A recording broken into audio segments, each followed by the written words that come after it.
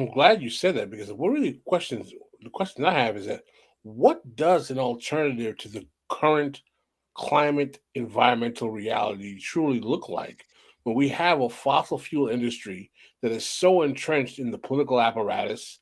We have states like in Texas where basically they are funding science science and STEM education and are rooted in the state infrastructure, and the geopolitics of the globe is still so much tied around energy and oil production in terms of how much it roots its financial capacity in that business.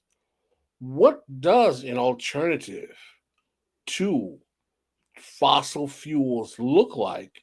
And is the actual burden of getting there going to be so obscured by the status quo that it's even possible even to see beyond getting there? Hmm. Um, well, I think that the first thing I'll say is like any real transition is going to have to come through labor, in my opinion. But before we get there, we can zoom out a little bit, because a lot of liberal kind of climate policy has been about if we can just get the price right for like renewable energy, then it will work out. And we've learned that that's not really um, the case. And even with renewables, with the tax subsidies that they get, we have to deal with the reality of intermittency in the current state of renewable energy. I'm talking about wind and solar. So like right now here in Texas, we've been getting threats from ERCOT, which manages the system here, that they might have to do rolling blackouts. Luckily that hasn't happened yet, but there's incredible energy demand right now because it's 107 degrees. um, and in this moment, for example, in West Texas in particular, where there's a lot of wind energy, we've actually see at this moment where like the heat's going up, the wind is not blowing. So that entire system of electricity production isn't working out in this moment, right?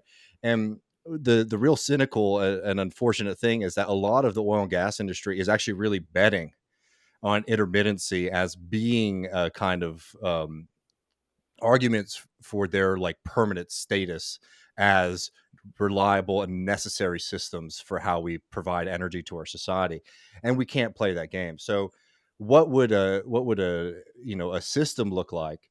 I think that system would have to be large scale TVA style where you're really concentrating power and production.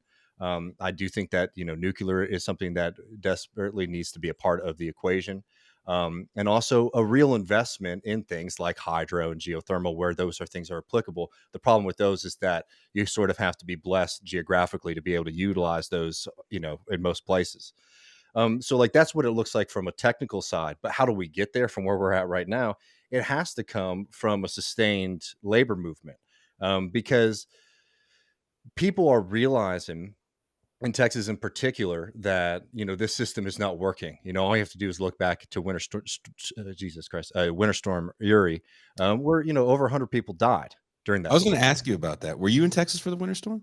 So I was back in Texas, but I was not there that week. But I was there like 2 days after everything had sort of come through.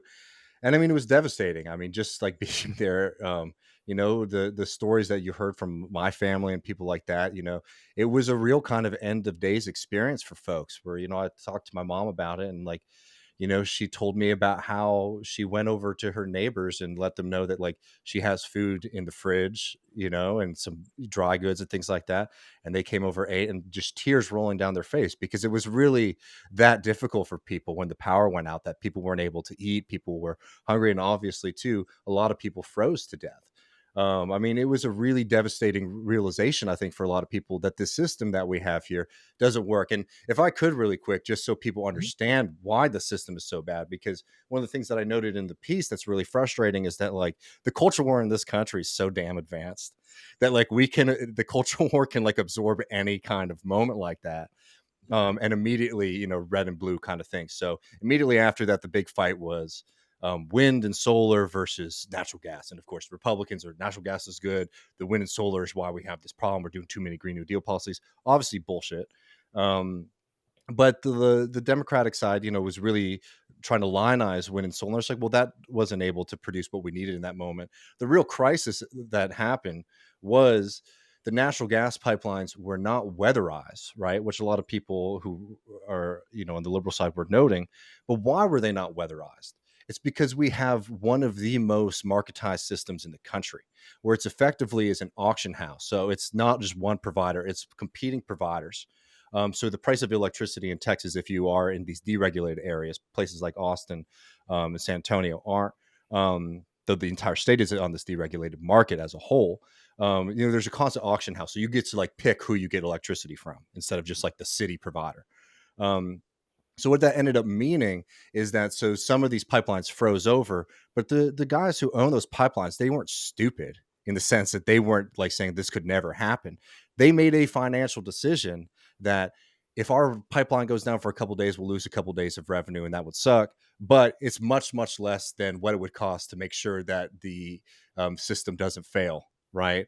During those few days, it would cost. And they weren't millions of expecting a dollars. storm of that magnitude, right? Well, even if they did expect it, the point is that they like the financial cost of them weatherizing their pipelines wasn't worth it to them, because you know what happens if your pipeline was still flowing?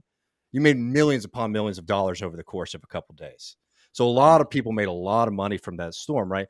So the point about the grid is like certainly there's these technical fixes and things like that. And I don't think that we should ignore those. But what was frustrating for me is so much of the conversation was just straight up about natural gas versus wind and solar, instead of the very important note that we have an incredibly free marketized system in this state that creates these kind of crises. Because remember, for these companies, the fact that you get electricity in your home is just like a secondary effect of them making a lot of money. You get what I mean? Like they don't have any kind of like real care or moral worry about the electricity staying on. They want to make as much money as possible. So they were willing to play the game. I mean, I can't remember the provider who said it, but one of these guys said having your pipeline on during that time was like holding a lottery ticket. Like, and that's the mentality that these people have, and again, like, just to remember the stakes of this, like hundreds of people died. And that's probably a conservative estimate too.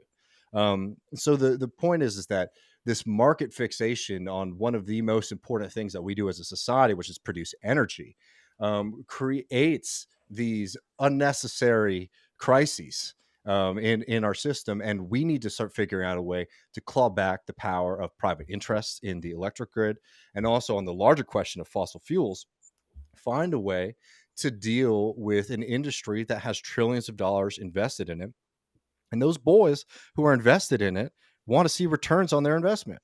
And until you can create a political movement, and most importantly, a labor movement that can challenge that power, we're not going to get very far in doing any of the kind of reforms that we want, let alone decarbonizing.